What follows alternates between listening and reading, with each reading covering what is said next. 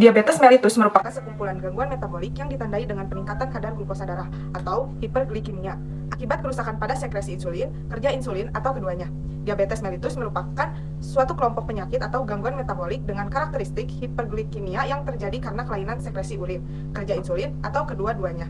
Diabetes mellitus adalah penyakit kronik yang terjadi ketika pankreas tidak cukup dalam memproduksi insulin atau ketika tubuh tidak efisien menggunakan insulin itu sendiri. Insulin adalah hormon yang mengatur kadar gula darah.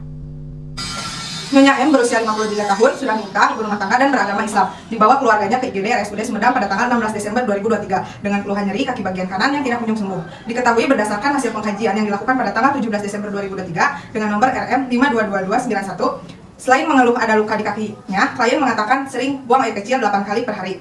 Klien mengatakan pernah mengalami stroke ringan, sering lapar dan ingin terus makan, selalu merasa haus dan ingin terus minum. Klien tampak lemah dan lelah. Klien juga terlihat cemas dan gelisah. Klien menyatakan nyeri pada kakinya nyeri yang dirasakan skala 7 dari 1 sampai 10. Klien tampak meringis kesakitan. Klien mengeluh penglihatannya terasa kabur. Hasil pemeriksaan tanda-tanda vital, tekanan darah 150/90 mmHg, berat badan sebelum sakit 65 kg dan setelah sakit 57 kg.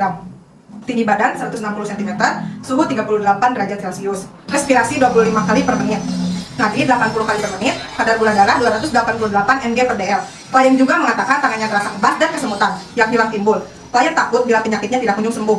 Terdapat nyeri tekan pada daerah kaki yang luka. Tampak selalu meringis, kesakitan, turgor kulit yang buruk. Ibu klien menderita penyakit diabetes. HB 15/5 gram per dl, GCS 15, dengan tingkat kesadaran kompos mentis. Analisis data subjektif. Klien mengatakan pernah mengalami stroke ringan. Klien mengatakan sering lapar dan ingin terus makan. Klien mengatakan sering buang air kecil 8 kali per hari. Klien mengeluh penglihatannya terasa kabur. Klien mengatakan tangannya terasa kebas dan kesemutan yang hilang timbul. DO, gula darah 288 mg per dl, tekanan darah 150/90 mmHg, berat badan sebelum masuk rumah sakit 65 kg, setelah masuk rumah sakit 57 kg, HB 15,5 gram per dl. Klien tampak lemah dan lelah. Etiologi tertampil. Masalah, risiko tidak stabilan kadar glukosa darah berhubungan dengan resistensi insulin. Selanjutnya, data subjektif, klien mengatakan nyeri kaki bagian kanan yang tidak kunjung sembuh. Klien mengatakan nyeri pada kakinya dengan skala nyeri 7 dari 1 sampai 10. DO, terdapat nyeri tekanan di daerah kaki, klien tampak meringis kesakitan. Etiologi terlampir.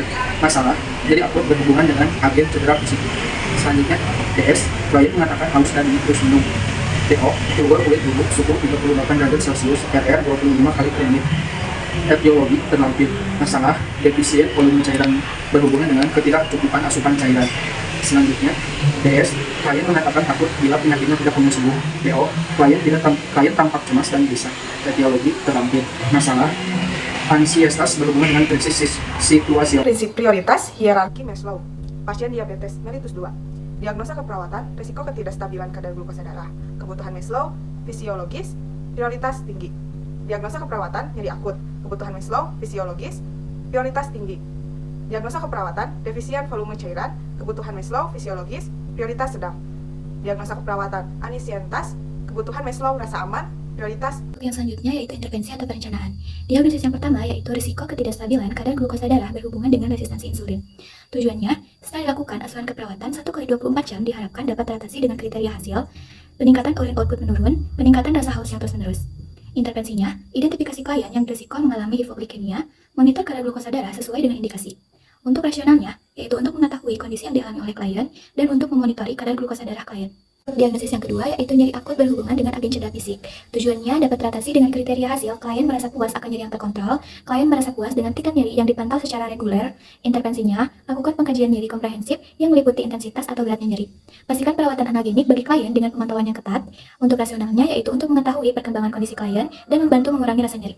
Defisien volume cairan berdasarkan dengan ketidakcukupan asupan cairan. Tujuannya setelah dilakukan asuhan keperawatan selama 1x24 jam diharapkan defisien volume cairan dapat teratasi dengan kriteria hasil. Yang pertama, tekanan darah klien kembali normal, denyut nadi klien kembali normal, tekanan arteri rata-rata klien kembali normal, timbang berat badan setiap hari dan monitor pasien, monitor tanda vital pasien, monitor perubahan berat badan pasien sebelum dan setelah dialihin, monitor makanan cairan yang dikonsumsi dan dihitung asupan kalori harian.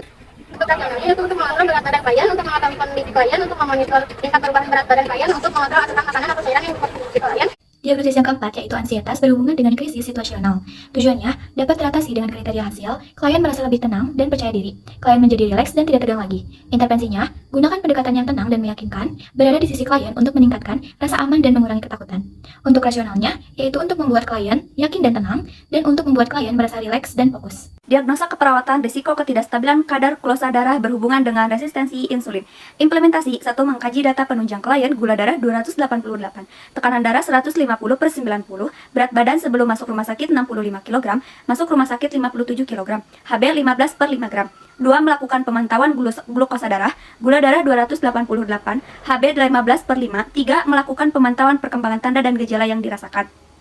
Respon klien menyetujui untuk pemantauan perkembangan tanda dan gejala pada pasien. 4. Memberikan asupan karbohidrat sederhana dan kompleks untuk pemenuhan kebutuhan karbohidrat.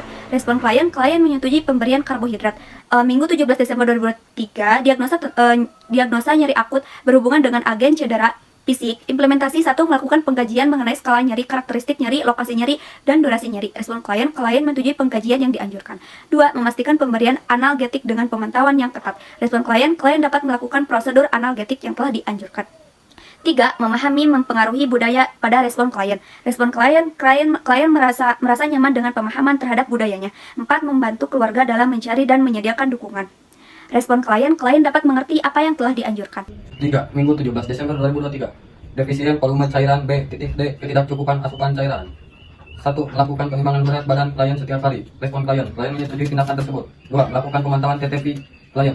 TD 150 atau 90 mmHg. N 80 kali per menit. S 36,8 derajat Celcius.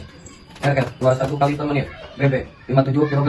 TB 160 cm.